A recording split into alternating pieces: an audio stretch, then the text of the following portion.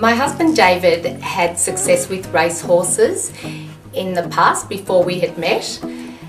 I didn't have any idea about horse racing. The closest I ever came was watching horses race during the spring racing carnival, which I attended on few occasions, not many, and just had fun. But that's all I knew about it.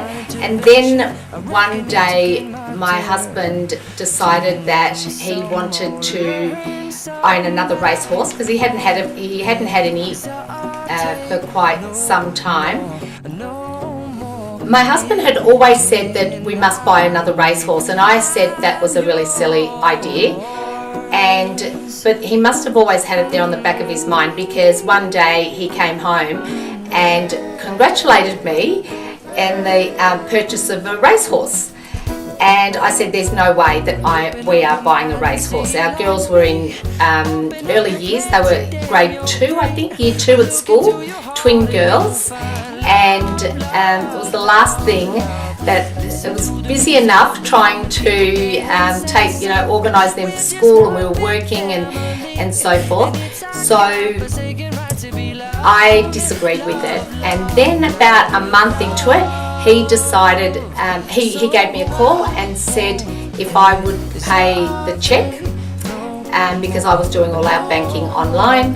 And he rang me and he said, can you pay the money? And I said no, and I hung up. And then he rang back again and said, can you transfer the money? And I said no. Absolutely amazing. She just ran. She won by something like 10 lengths. And I said, oh, okay. I didn't know if that was unusual or what that was. And then my husband rang me, and they were all excited, and everyone was yelling and screaming in the background, and they were celebrating, and he was so happy. And I then sort of got into the spirit of it, because everyone was just so happy, and I was thinking, yeah, that's great, really good, but still didn't quite get it. I will add here though that when I did see Black Caviar, it was her second race, and from when I first saw her, I realised she's a magnificent horse. I felt she was a magnificent horse. To see her race and do it so easily, not knowing much about it, I could still feel it. And maybe because having everyone around me that was also adding and telling me how amazing she was, and it just made it was quite an amazing experience. So from the second race onwards, I attended every race. Thereafter, I jumped straight on the bandwagon and just loved her as each race went on. For someone that didn't know much about racing, or more to the point, had no interest in horse racing, I am now like a number one supporter. I love it. I love the whole industry. I enjoy going to the races. I enjoy going to not just to Flemington and Moonee Valley or Caulfield, the main ones. I also enjoy going and seeing our other horses where they may race at Sandown or where's another one? Geelong, so Pakenham. And I really enjoy every aspect of it. I think there's a lot of really hard-working people. There's a lot of people that, they love the animals and they really enjoy it as a sport. Really enjoy horse racing, and I really enjoy the spring racing carnival, but I also enjoy it out of the spring racing carnival. So for someone that wasn't interested, I have to say that it's really changed my life. First race was in Adelaide, and David and I, we were privileged to walk her in on that race. That's another thing that we took turns in doing, and that was one of the races that we led her in, and it was so exciting. Adelaide was it was just so alive, the whole stadium. They actually changed the AFL football game in order to have Black Caviar race.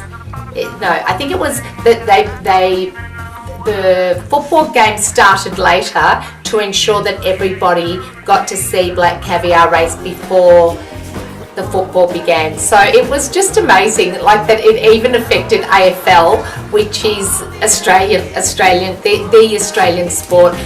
And that's when we realised, that was another one of the things that made us realise just how special she had become in Australia. After Adelaide, prior to that, it was decided that after the Adelaide races, we would race her at Ascot. I can't say I was as thrilled as everybody, but we were all happy for her to go. I was pleased that she would be going, but I can't say it was something that was that important to me. Although I did believe that she did need to race overseas, but whether it was Dubai or whether it was Ascot or Japan, I wasn't too concerned, but I must say that it was an absolute thrill to be at Royal Ascot, and as a result of being there, we were privileged to meet the Queen, who I love, and we also had the opportunity, and we were asked to meet with Prince Charles and Camilla, and that was another thrill. And we got to win that race, and the Queen, because it was the Jubilee, and that particular year it was the Golden Jubilee, and the Queen presented the trophy to us. And words can't explain that. It wasn't just us that loved her. She was Australia's horse, and everyone just adored her. And after the 25th race, and she raced it in Sydney, and it was on their Derby Day, and again it was an incredible moment, and the way that Sydney welcomed her. And we have one scene where they had asked us if they could fly a flag over Sydney, saying that Sydney loves Black Caviar. And when I saw the photo of that, because I didn't actually see it on the day, it just showed how amazing and how magical the whole experience was. When we arrived back from Sydney, I assumed, and I think that perhaps some of the others had assumed, that we would then race on to Brisbane. And there were various reasons for that. One is that's Peter Moody, her trainer's hometown, and I would have thought that we would end the journey there.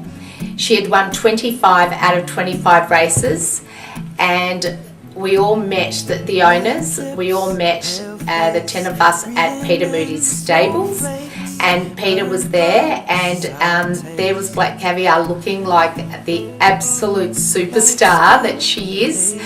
And we all just stood around, and we asked Peter, like we do after every race, how she fared, and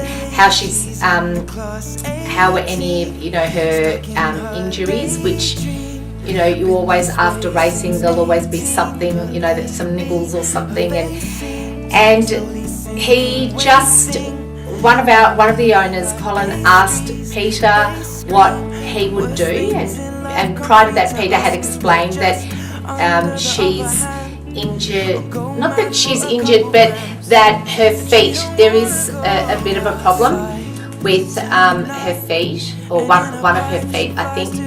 And we asked what he would do, and he just looked at us and said that he would retire her.